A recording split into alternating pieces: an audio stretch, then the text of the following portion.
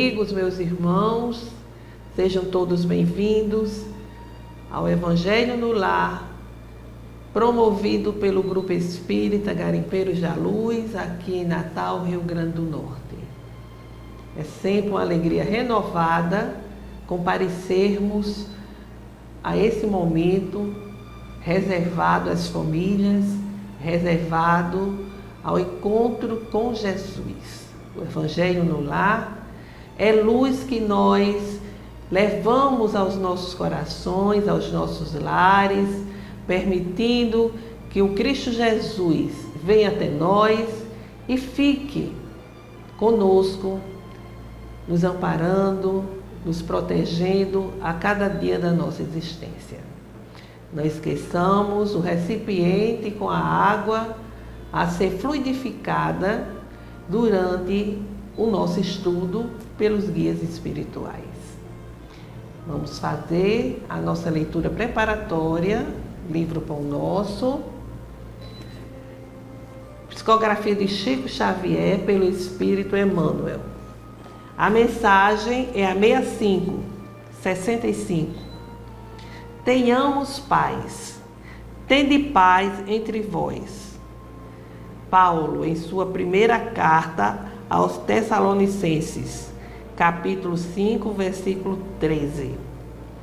Se não é possível respirar num clima de paz perfeita entre as criaturas, em face da ignorância e da belicosidade que predominam na estrada humana, é razoável procure o aprendiz a serenidade interior diante dos conflitos que buscam envolvê-lo a cada instante.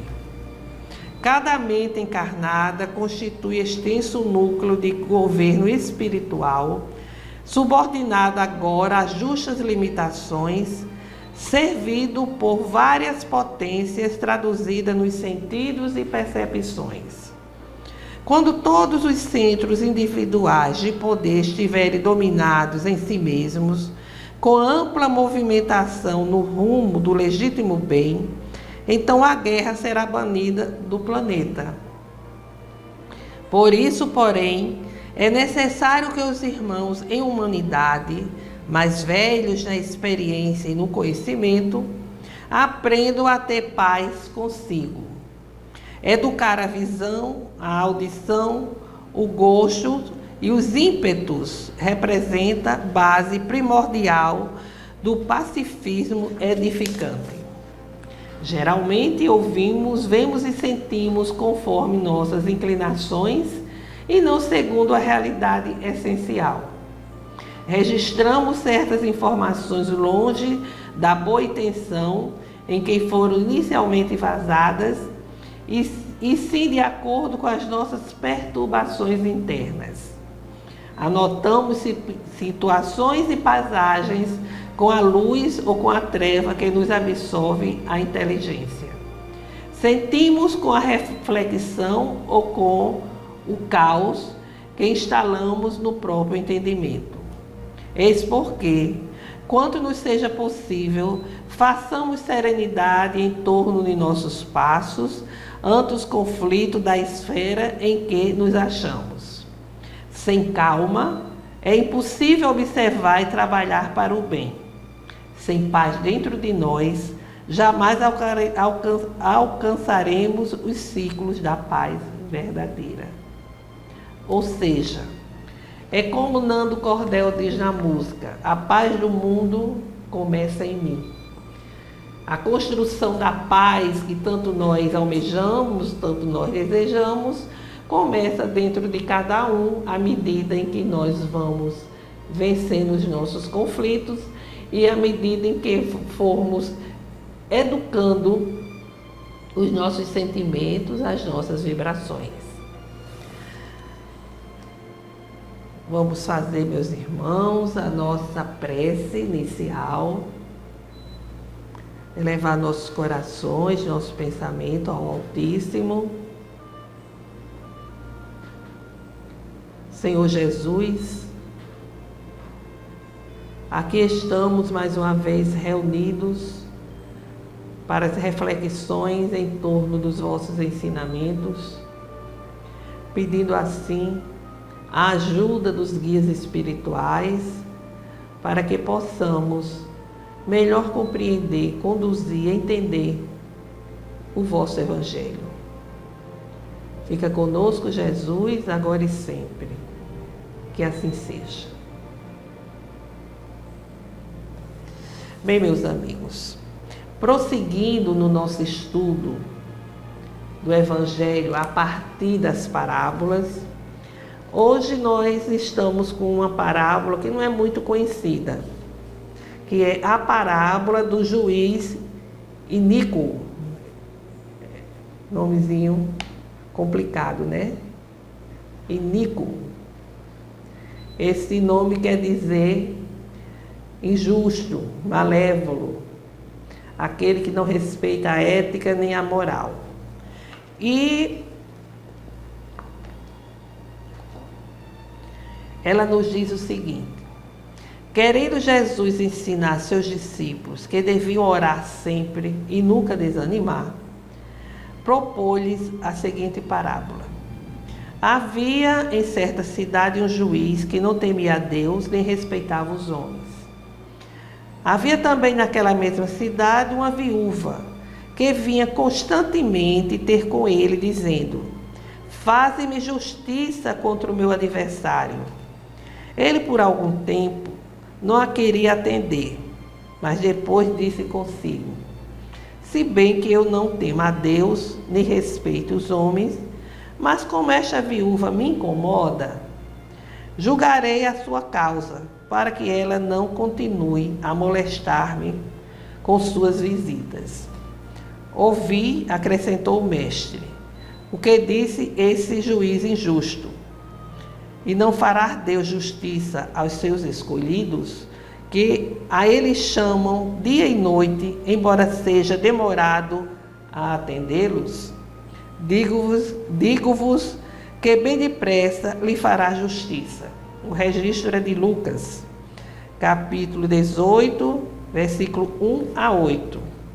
Uma parábola bem curta, né? Bem simples, mas que Jesus, ele vem nos advertir, nos falar que a nossa fé, ela não pode fraquejar. E essa nossa fé deve crer, acreditar na justiça divina.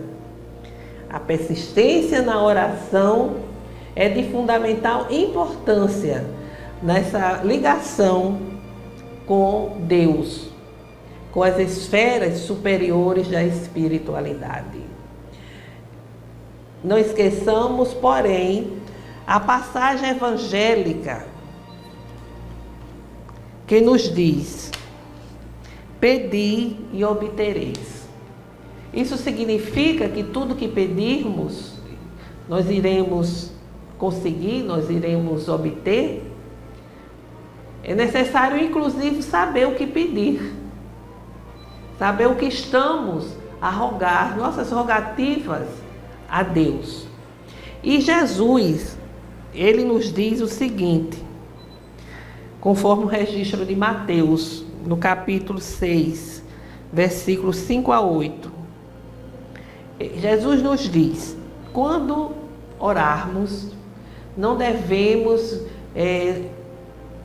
fazer como faziam os fariseus, os hipócritas, que oravam de pé na sinagoga em voz alta, para que todos vissem, para que todos percebessem, mas que fôssemos discretamente até o nosso quarto, fechássemos a porta e ali, sozinhos,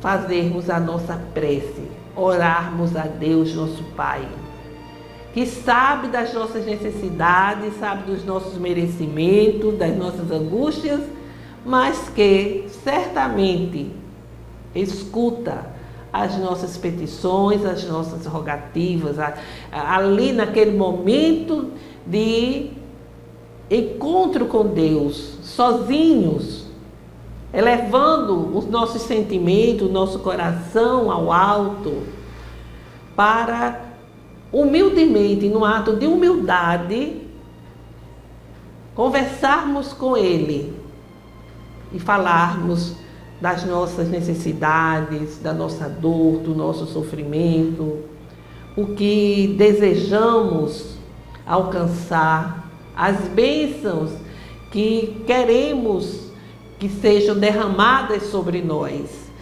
E ele diz mais: ao irmos orar, ao irmos ao templo, por exemplo, fazer as nossas preces, as nossas rogativas, apresentar nossos agradecimentos, que é tão pouco, a gente quase não agradece, a gente acha que muitas vezes Deus não gosta da gente, se esqueceu, não olha por nós, porque não alivia a nossa dor e não nos damos conta do muito que temos a agradecer. O dom da vida, né? A presente encarnação, todos os meios para vivermos no cotidiano, para enfrentarmos as adversidades, a gente não percebe e não tem esse hábito de agradecimento. Então Jesus diz, inclusive, nos chama a atenção, que quando nós formos orar e que nos lembrarmos que temos alguma coisa, alguma desavença com o nosso irmão, devemos imediatamente ir nos reconciliar com ele, nos reconciliar com o nosso próximo, porque é a maior e melhor forma de oração, é o perdão, é a reconciliação com o nosso semelhante, que muitas vezes agiu de uma forma contrária a nós mesmos, de uma forma danosa, por uma questão de ser ainda mais imperfeito, talvez, do que nós, porque às vezes a gente, não, eu não merecia isso que ele fez, mas certamente nós já fizemos algo semelhante ou pior. E se não fazemos mais, um dia esse nosso irmão irá alcançar o nosso atual entendimento. Então não devemos, portanto, guardar nenhum tipo de rancor. E quando formos orar, é necessário que perdoemos o nosso ofensor, da mesma forma que queremos que Deus Pai nos perdoe. Porque não basta o pedir, né? Pedir e obtereis, então eu vou pedir e obter tudo. Não é bem assim. Porque Deus escuta as nossas petições, mas Ele vê também o nosso merecimento. Ele vê também os compromissos que nós temos, daí aquela aflição em nossa vida. Daí a dificuldade que atravessamos. Quantas vezes as nossas súplicas são ouvidas, mas Deus olha, ainda não é hora de sanar essa dificuldade. Porque aquela experiência difícil está nos servindo para desenvolver paciência, tolerância, o espírito de luta, e está sendo instrumento, inclusive, para lapidar o nosso caráter, que ainda está com muitas arestas. Então, Deus vê tudo isso. Se aquela aflição for solucionada em nossa vida, nós podemos nos desregrar, nos comprometer muito mais. Imagine só, lembrei agora de imediato. Um amigo nosso, muito jovem ainda, começou com problema renal. E era um sofrimento muito grande, entrou na hemodiálise e conseguiu um transplante. Nesse tempo o transplante só era feito em São Paulo. E ninguém sabia quem era o doador. E ele se deu muito bem, não teve rejeição, foi assim, tudo muito abençoado. Mas tempos depois, ele voltou ao desregramento. Comia de tudo, bebia, gostava de vamos assim dizer, de festanças desequilibrantes. E algo pior aconteceu a ele. Por quê? porque ele adoeceu de novo os rins, sem condições, sem possibilidade de novo de um transplante, se tornou cardiopata, ou seja, aquele benefício ele não soube aproveitar e se desregrou muito mais, não soube agradecer, abençoar e refazer o seu estilo de vida. Então, muitas vezes, aquilo que nós queremos, aquilo que nós desejamos, ainda não é possível alcançar. Por uma questão de fazer o bem a nós mesmos. Nós precisamos daquela experiência. Não é fácil. Porque como nós temos dentro de nós a centelha da felicidade, do bem, do bom, do perfeito, nós sabemos que fomos criados para isso. Mas nos ensinaram que a vida é só uma, e como é que eu vou, então, viver dessa forma? Eu só tenho essa vida, eu tenho que aproveitar a vida, e o aproveitar a vida significa atender às paixões terrenas, atender aos prazeres da carne. Mas nós sabemos que somos espíritos imortais, que hoje aqui estamos com as aflições, porque necessitamos evoluir. Os espíritos dizem que boa parte das nossas aflições resultam dos erros da presente encarnação. A nossa maneira de viver, o que nós cultivamos em termos de pensamentos, de sentimentos, de vibrações, as nossas ações, formam todo um conjunto que vai nos adoecendo mentalmente, espiritualmente, e termina projetando no corpo físico. Lógico que existem as aflições de vidas passadas, os erros cometidos, principalmente quando prejudicamos alguém. Esses erros ficam registrados, marcados em nosso corpo espiritual, ou seja, no perispírito. E quando a gente reencarna, tudo se projeta em nossa próxima encarnação, como forma de corrigirmos esse passado de erros. Nós vamos recapitular esse passado de erros para que possamos desenvolver o bem em nossas vidas, para que possamos aprender a amar, a perdoar, a fazer o bem, sem olharmos se a pessoa merece ou não estar sendo ajudada.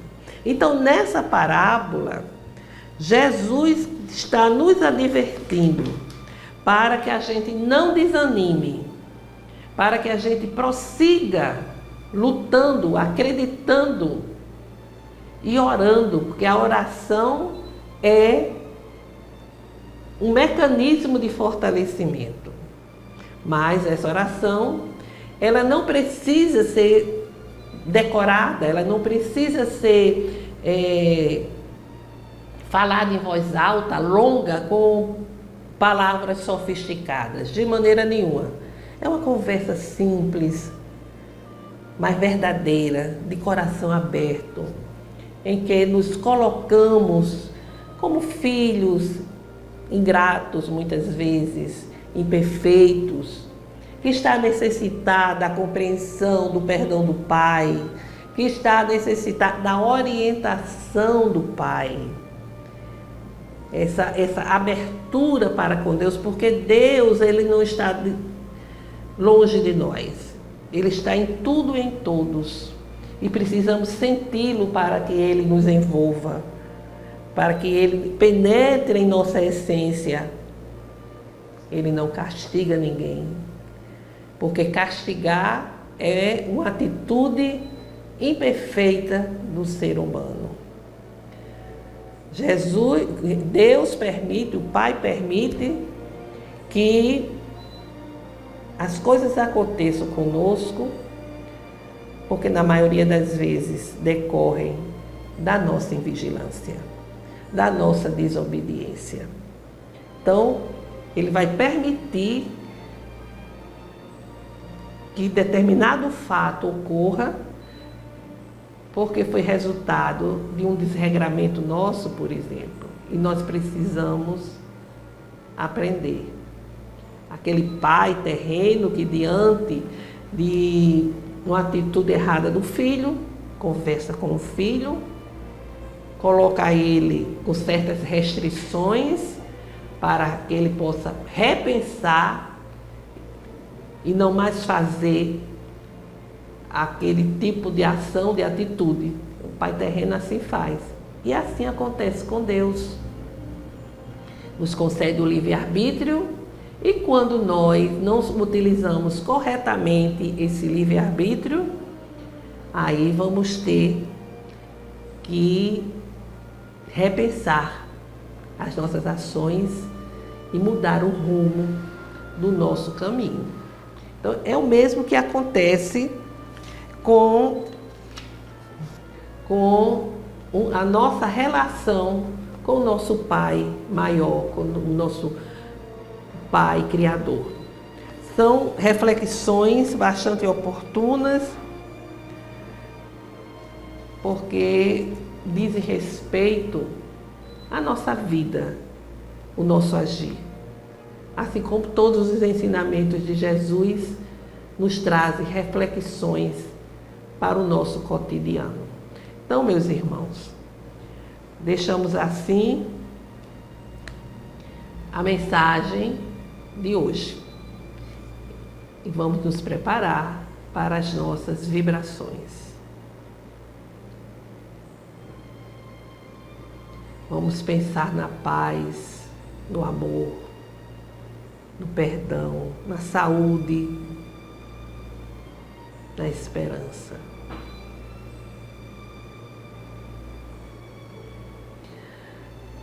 Senhor Deus, aqui estamos humildemente a rogar pela paz entre as nações, pelo entendimento entre os governantes, principalmente das grandes nações, para que não busquem o confronto, a guerra, a destruição. Rogamos pelo nosso país, onde há tanto egoísmo, conflitos, guerras periféricas, miséria humana. Que os governantes se entendam pela justiça social, pelo fortalecimento do movimento espírita, para que não fuja às orientações kardecianas nem ao Evangelho do Cristo. Pelo entendimento, pela concórdia, junto daqueles que não sintonizam conosco. Rogamos, Senhor, por todos os nossos irmãos que estão a vivenciar situações provacionais difíceis no campo da saúde, para que encontrem lenitivo na prece, na oração, a fim de atravessarem sem desespero essa fase tão difícil. Por todas as famílias, para que o Evangelho do Cristo chegue aos lares, levando harmonia aos corações. Façamos breve pausa para apresentarmos as nossas rogativas específicas.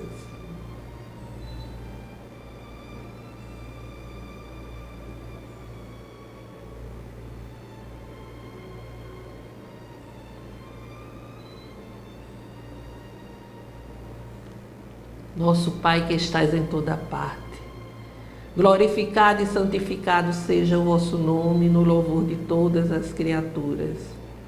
Venha a nós o vosso reino de amor e sabedoria.